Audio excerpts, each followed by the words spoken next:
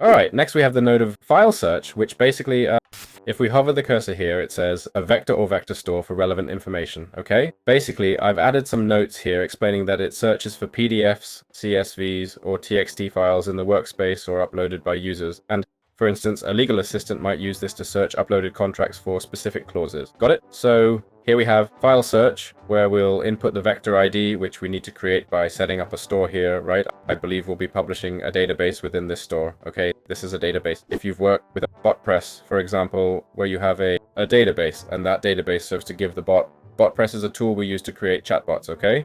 Automated bots that respond to you, for example, your WhatsApp customers. What happens? A bot can answer you directly, right? Hello, good morning. Hello, good morning, you know?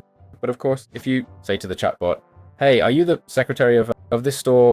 We sell these products at these prices, we're located here, etc., etc., and you give it all your info, then the bot can start to play a bit more with that context, okay?